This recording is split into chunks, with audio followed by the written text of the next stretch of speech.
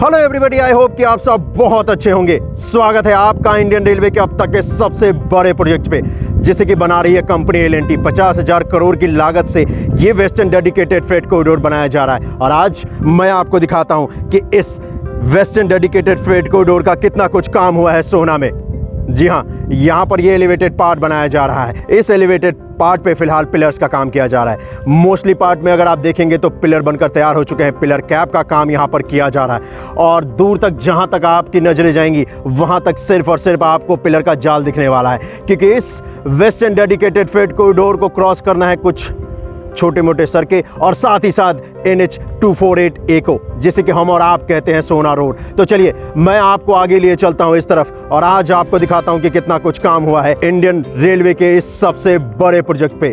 ये western dedicated freight corridor start होगा UP के दादरी से और जाकर खत्म होगा जवाहरलाल नेहरू पोर्ट महाराष्ट्र में। और आज बात इसी के ऊपर होगी। बात होगी हमारे आपके कल के लिए बनाए जाने वाले इस वेस्टर्न डेडिकेटेड फ्रेट कॉरिडोर के ऊपर। बात होगी इंडियन रेलवे के अब तक के सबसे बड़े प्रोजेक्ट पे। तो चलिए मैं आपको आगे लिए चलता हूं और आपको दिखाता हूं कि कितना कुछ काम हुआ है।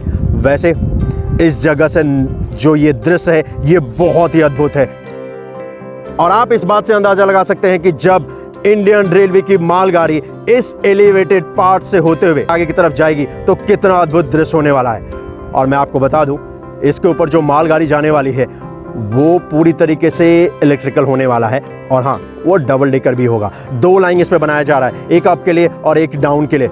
आपको इस तरफ लिए चलता हूँ। इस तरफ फिलहाल यहाँ पर अगर आप देखेंगे तो यहाँ पर भी पिलर्स बनाए जा रहे हैं और ये जो चट्टान है इसको अभी काट कर हटाया जाना है और इसके दूसरी तरफ जो अर्थवर्क का काम है उसमें इसे कनेक्ट किया जाएगा। इस तरफ का मैं आपको अगले वीडियो में दिखाऊंगा, लेकिन फिलहाल तो बात इस एलिवेटेड पार्ट की होगी। जगह पर अगर आप देखेंगे तो पिलर्स बनकर तैयार हो चुका है। पिलर के प्लेटफॉर्म का काम किया जाएगा और यहाँ पर ये जो सेगमेंट है इसको यहीं पे तैयार कर रही है टीम और फिर इसको इस एक पिलर को दूसरे पिलर से कनेक्ट करने के लिए डाला जाएगा। इस जगह पर अगर आप देखेंगे तो जितने भी पिलर्स हैं वो बन चुके हैं सिवाय 2 पिलर के, और वो जो 2 पिलर हैं वो है इस वक्त पे सोना रोड के बीचों बीच।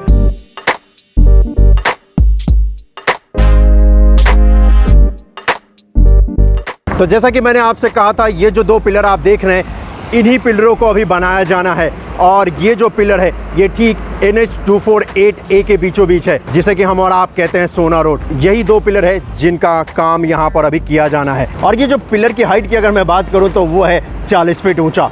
जी हाँ, ये पिलर बनाने के बाद यहाँ पर प्लेटफॉर्म का भी काम किया जाएगा। अब बात कर लेते हैं कि क्या है ये dedicated freight corridor. Dedicated freight corridor का मतलब ऐसी रेल लाइन जिसका इस्तेमाल सिर्फ और सिर्फ मालगाड़ियों के लिए किया जाएगा। हमारे देश में ईस्टर्न और वेस्टर्न कॉरिडोर बनाया जा रहा है और इन दोनों प्रोजेक्ट की जो लंबाई है वो है तकरीबन 3000 करोड़ का और इसका सिर्फ और सिर्फ इस्तेमाल मालगाड़ियों के लिए किया जाएगा। इस वक्त पे अगर आप देखेंगे तो हमारे देश में मालगाड़ी की जो स्पीड है वो बहुत ही स्लो है और उसकी सबसे बड़ी वजह है कि एक ही ट्रैक पे पैसेंजर ट्रेन और जो ये फ्रेट ट्रेन है, मालगाड़ी है, वो दोनों चलती है और जो पैसेंजर ट्रेन होती है उसको अक्सर रास्ता देने की वजह से और उसको अक्सर आगे जाने देने की वजह से ये जो मालगाड़ी है इसकी स्पीड बहुत ही स्लो हो जाती है और जो माल ढुलाई का खर्चा है वो भी बढ़ जाता है, क्योंकि ईंधन की खपत भी बढ़ जाती है, ट्रेवल टाइम भी बढ़ जाता है। लेकिन जब ये वेस्टर्न डेडिकेटेड फ्रेट कॉरिडोर बन जाएगा या फिर ईस्टर्न डेडिकेटेड फ्रेट कॉरिडोर बन जाएगा तो माल ढुलाई का जो खर्चा है वो हमारा आपका तो कम लगने ही वाला है, साथ ही साथ हमारा आपका बहुत सारा टाइम भी बचने वाला है एक सामान को एक तरफ से दूसरी तरफ भेजने का। सामने अगर आप इस जगह पर देखेंगे तो जितने पिलर्स हैं उन सभी को बना लिया गया है। पिलर्स की हाइट जैसा कि मैंने आपसे कहा इस जगह पर है 40 फीट। उसके बाद पिलर्स बनाने के बाद पिलर का प्लेटफॉर्म बनाया गया है और अब क्रेन की मदद से, जो क्रेन आप आगे देख रहे हैं उसकी मदद से एक पिलर को दूसरे पिलर से कनेक्ट किया जाएगा। अगर आप देखेंगे तो एक पिलर को दूसरे पिलर से कनेक्ट करने का काम किया जा चुका है। अब ये आगे का जो पिलर है जिनको कनेक्ट करना है तो उसके लिए यहाँ पर फिलहाल ये जो क्रेन है इसका सेटअप किया जा रहा है और उस क्रेन के सेटअप करने के साथ साथ यहाँ पर जो प्लेटफॉर्म है उसको भी सेटअप किया जा रहा है और इसी प्लेटफॉर्म के ऊपर इसका वेट होता है इस पूरे क्रेन का। और ये इसलिए लगाया जाता है प्लेटफॉर्म ताकि ये जो वेट बैलेंसिंग है वो हो सके और जो सरफेस है उस पर पूरी तरीके से जो लोड है वो बराबर डिस्ट्रीब्यूट हो सके, और इसी वजह से यहाँ पर प्लेटफॉर्म लगाया जाता है क्योंकि बहुत ही हेवी क्रेन है। और फिलहाल टीम इस जगह पर एल&टी की प्लेटफॉर्म सेटअप करने का काम कर रही है। ये जो 2 क्रेन है, क्योंकि इन दोनों क्रेन को आगे शिफ्ट किया गया है ताकि आने वाले वक्त में ये जो 2 पिलर्स आपको दिख रहे हैं, एक क्रेन को यहाँ पर सेटअप किया गया है और दूसरे क्रेन को वहाँ पर सेटअप किया गया, और फिर इन दोनों क्रेन की मदद से पुल करते हैं जो सेगमेंट है उसको, और फिर वहाँ पर एक पिलर को दूसरे पिलर से कनेक्ट करते हैं। इस तरह से हम होते हुए आए हैं, और सिर्फ ये जो 1 किलोमीटर का हिस्सा है जहाँ से मैंने वीडियो स्टार्ट किया था, इसी पार्ट को कनेक्ट करना है एक पिलर को दूसरे पिलर से। अदरवाइज अगर आप दूसरी तरफ देखेंगे इस तरफ, तो इस तरफ का जो 2 किलोमीटर का हिस्सा है इसको पूरी तरीके से कनेक्ट कर लिया गया है।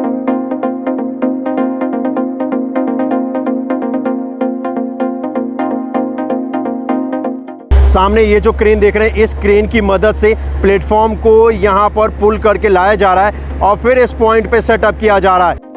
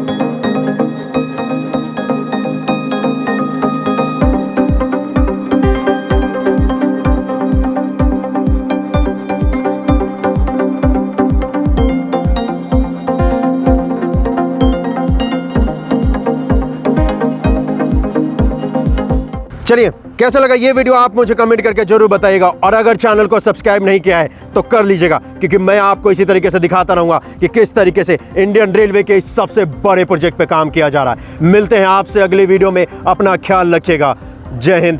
और हाँ, अगर आपने चैनल को सब्सक्राइब नहीं किया है तो कर लीजिएगा, क्योंकि मैं इसी तरीके से घूमता रहूँगा, आपको घुमाता रहूँगा और न्यू इंडिया की सैर कराता रहूँगा। मिलते हैं आपसे अगली वीडियो में, अपना बहुत ज़्यादा ख्याल रखिएगा।